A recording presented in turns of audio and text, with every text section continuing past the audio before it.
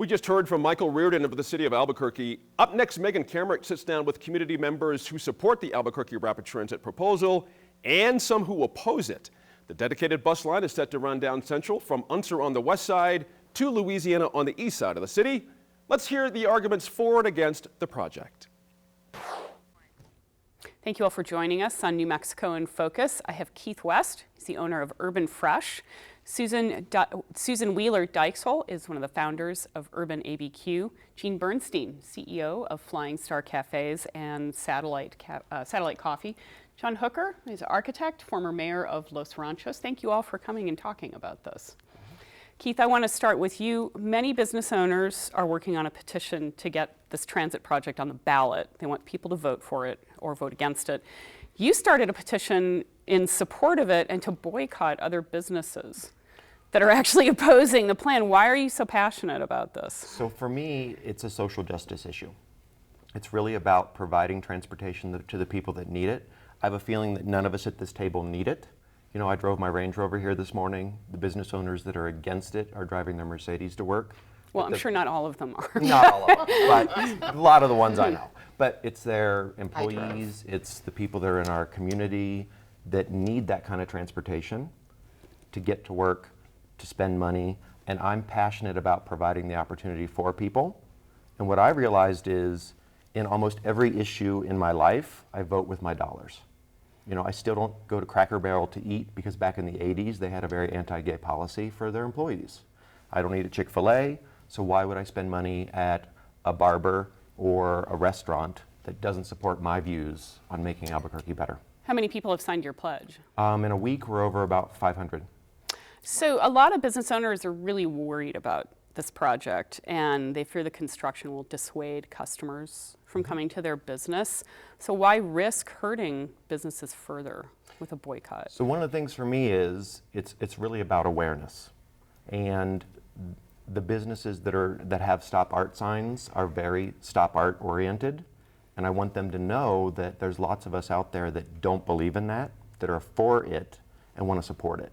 Now the good news is we have nothing to fear but fear itself, and construction sucks, I'll tell you that.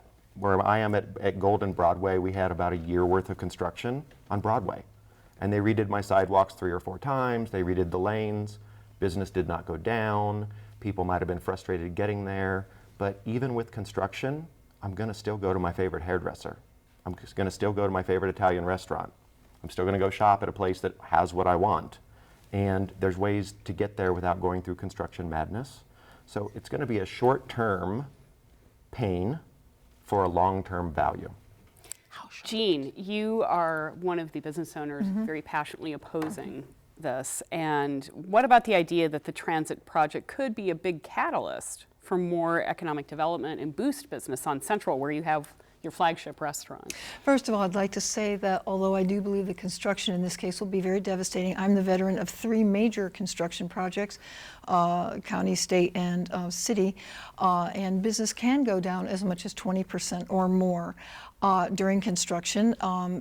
Despite everyone's best intentions, it's just a byproduct of it. What's the impact on a restaurant when that happens? I can tell you that the most recent project, which was Paseo del Norte in late 2014, took us down as much as 20 to 25% per month or per period for us. Overall net loss was $500,000 in a 11-month period for our restaurant. That's pretty devastating. That was certainly very painful. Was the construction worth it? I mean, did it prove? I can't see what it did or didn't do, but the point is I don't want to focus on the construction. I think I'm more worried about what art will look like after construction is over.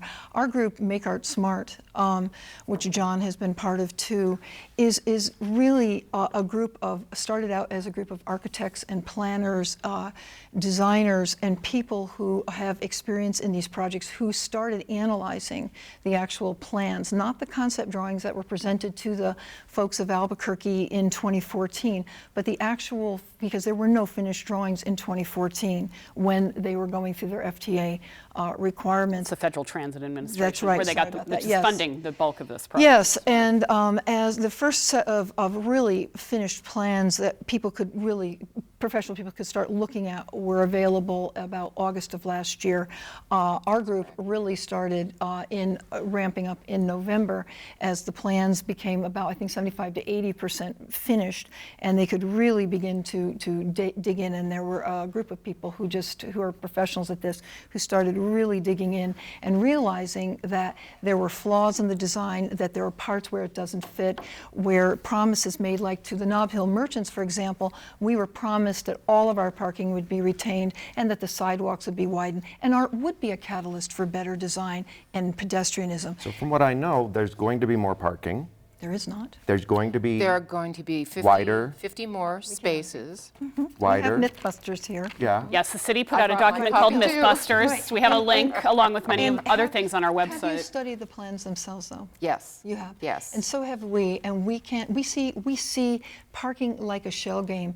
It's increased in areas where it doesn't much matter, but for areas that are dependent on parking or survive on parking, we don't see the gain at all. We really don't. We see a net loss.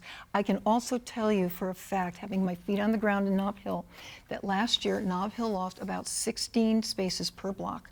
The city came through and restriped in anticipation of this. Do you not imagine, though, that you're going to get more business from people who are traversing Central Avenue on the art? Those people will not get off and use your businesses. They won't walk into your restaurant and patronize it. I don't know who those people are yet, and at a station every half mile, I'm just not sure. I happen to be one of the lucky recipients of a station right nearby, but if I was a business that didn't happen to have a station, 50% of all bus ridership is the Route 66 bus, which will continue to run. That is Yes, it 95 will. stops. That's the workhorse of In the other corridor. cities where this has been studied extensively, especially Cleveland, the Cleveland Health Line just celebrated its 10th anniversary. Which is kind of the model for this. It is kind of, well, it's one of the big models, yes. Well, the closer one is probably Fort Collins, but we can really look at the Cleveland Health Line. Ridership has increased exponentially, and part of that, and with white-collar riders, unlike the ridership that it used to be. But my concerns are also about social equity, as Keith's are. I just want to know who those people are going to be. The users in They're small going to be the people who work in the 22% of the jobs that Yeah. exist presently Right. along Central Avenue. And they'll also most likely be the healthcare staff and workers that work at our various institutions up and down Central Avenue who wouldn't use public transit before because it was so unreliable. The reliability of What makes this more reliable than, say, the Rapid Ride that we have now? it circulates every 7 to 10 minutes. No one even needs to know a schedule. And I don't have to stop behind that bus every time. No, But and the it's Rapid electric Ride too. is We do like headways that. on East of Rio Grande are 7.5 minutes now. But that isn't likely where much of the ridership will be coming from. Some will, certainly. On the Rapid Ride? And no, I'm not talking about the Rapid Ride. I'm talking about the BRT. But yes, you make a good point. And for me, I own a business with no parking spots. You know, there's street parking, but the parole probation board is behind me, so there's never street parking. And I look at, you know, I've been to New York, I've been to San Francisco, I've been to all these cities where you can't park, and they're thriving because the people are walking. Very seldom have I been driving 35 miles an hour down a street and found a place that I'm like, oh, I want to go to. Exactly. But if I'm walking down the street, Exactly. I may pop in, I may come in and buy a slice of cake because I'm As walking I walk, by. I see. So that's As what I walk, want I to increase smell. is the walkability of the area, Yeah. where now it's not walkable. It's not well lit. It's not going to improve. The sidewalks are not being widened except near art stations, and that's what the plans show. That was promised to us, but we have details about the actual, as of last night, actually.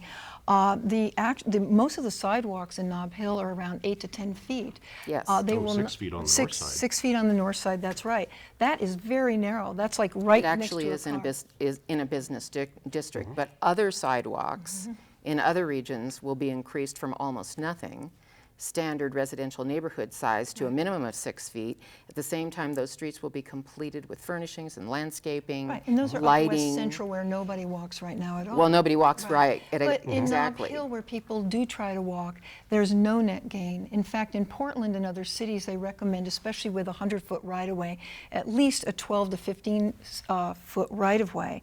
And The in sidewalk. Sidewalks, I'm Sidewalk. sorry, sidewalk. And we really don't have that in Nob Hill. We do not gain anything in this respect. That was one of the reasons why I initially was all for the enhancements that I thought art would bring.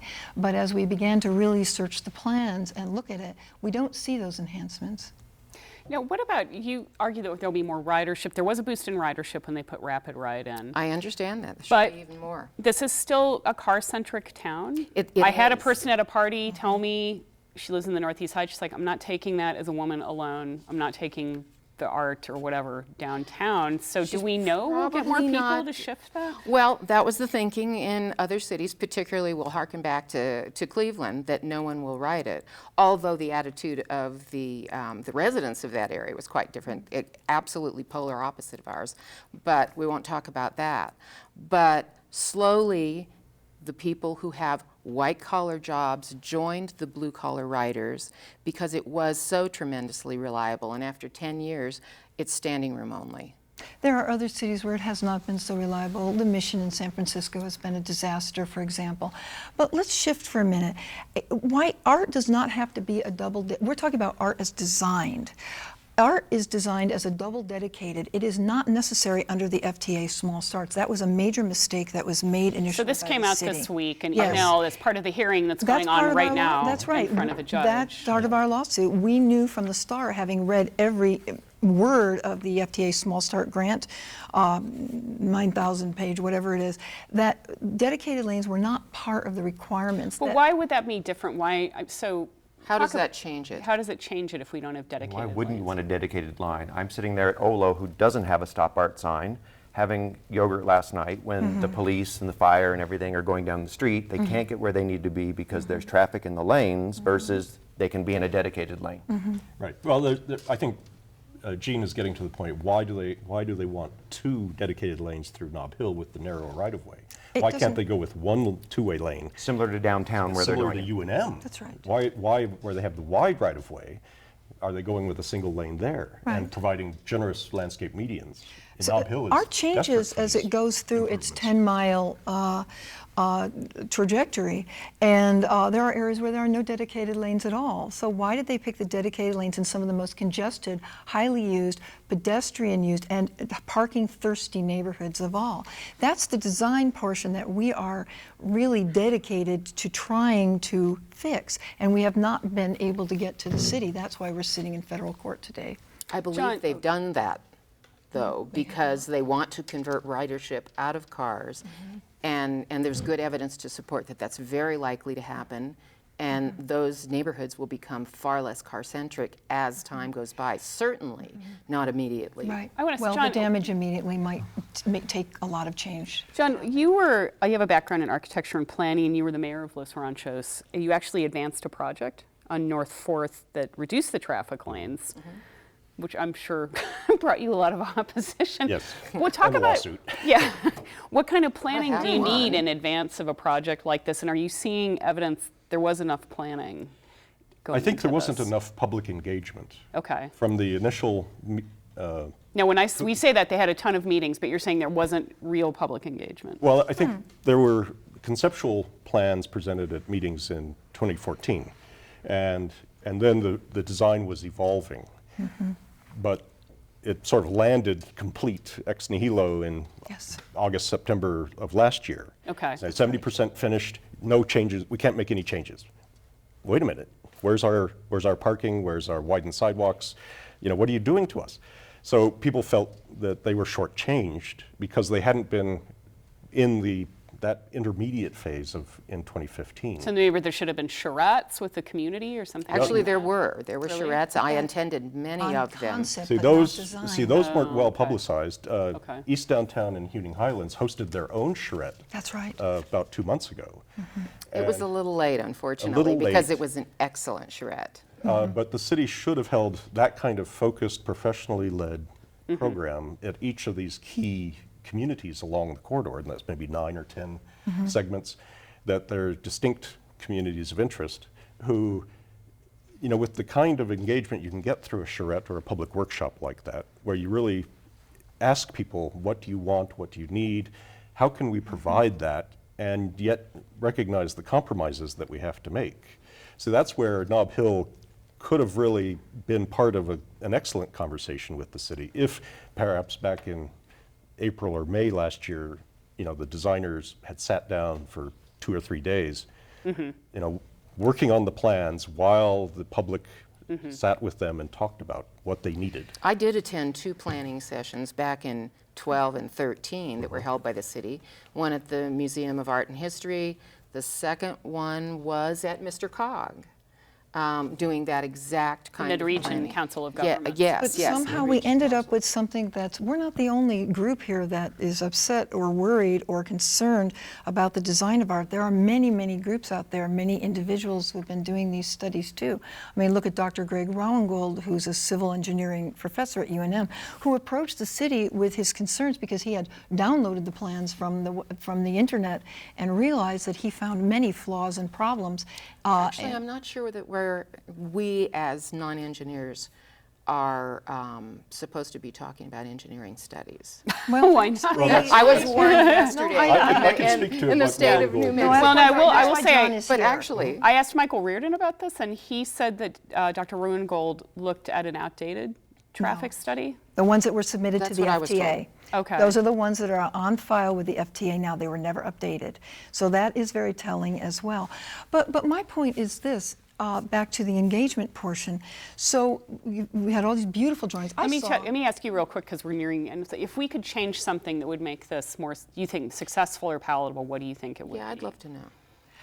I unfortunately, at this point, it has to be delayed in order for that to happen. And Which the is why you city guys has have been filed working. a lawsuit yes, that's to try the and stop insurance. it. That was the Okay. insurance because the city has resisted us since almost a year ago. The way and I see this, anytime we're dealing with government, we can't get things done, and we need to get this done. The We do issues need I'm to get it hearing are done. the same issues around the Civil Rights Act. I We're see. not ready yet for black people to have rights. Do you think that's a fair? I don't know. I stuff. feel this is Same a stuff. construction project, No. not civil rights. And I that's- also believe it we is never about, get by the way, anything that's perfect. We we really don't. agree with that, but we have a historic road that's narrow as 70 feet in certain We areas. don't have a historic road, Well, we have it's concrete, and we have trees that are 130 dying. But we have 138 historic sites on an old road that is a National Scenic Byway and Indeed is we part of do. the National Parks Services Preserve Route 66, which is getting involved in this right now. So yes, it is historic. Culturally, 30% of our revenue dollars are tourist-based. A lot of people still come for the old decrepit road. It has beauty and bones and has some preservation issues that art does not address at all. These are the things that we have asked for So you all want to along. put a break, so to speak, on this, to go back to the drawing board Yes. somewhat and say, let's make this work. We will be the only city that was not required, that has received this type of FTA funding, a NEPA impact It's study. National Environmental That's Policy right. Act. We'll be the only city that got a free pass. Why? Actually, a number of cities got NEPA dispensations, so to speak. I was reading that just a couple of days ago. We are not the only one. That's good. So let me ask you just maybe a final question. Let's say this is wildly successful and we have lots of density. Wonderful. And property values go really high. What is Nob Hill? I think it's a 9-mile route, but a lot of people are talking Yes. about Nob Hill Nob and Hill other in areas. particular. Those rents might only be affordable by big national tenants. Could happen. So is that something we want Nob Hill to look like? Instead of Jean's Restaurant, there'll be, I don't know. Well, we'll lose the Applebee's or something. character, won't we? I just want to say I've been. I guess how do we protect that? How do we get what we all want? It's a must tell walkable. you, I've We all been- want By that. having been- more density, Yeah. More You're density you're going is to have plenty of essential. places that are going to build new buildings. This is all conjecture. We can't guarantee because Albuquerque's economy is not Cleveland's. It is not other cities. We have separate issues that are all being rolled into one. This city has very serious issues that Cleveland certainly did too, and almost all the neighborhoods through Mm-hmm. which the Healthline traversed were very low income, and they've really, really come back in the Ohio 10 did years. other things in their economy that we have. I hate They to cut did. you guys off because obviously right. there's more to Yes, talk We're Their going about. to take this to the yeah. green room, and we're going to We're box it out. gonna duke it out. I really in the Duke appreciate you all City. coming and talking about this and being thoughtful and engaged in your discussion. Thanks for having And we've got a lot of links on our website. People want to delve in more to look into this. I will Thank find you. out what Great, happens thanks. in court. That's exactly right. And yeah, I'm dying to hear what happened.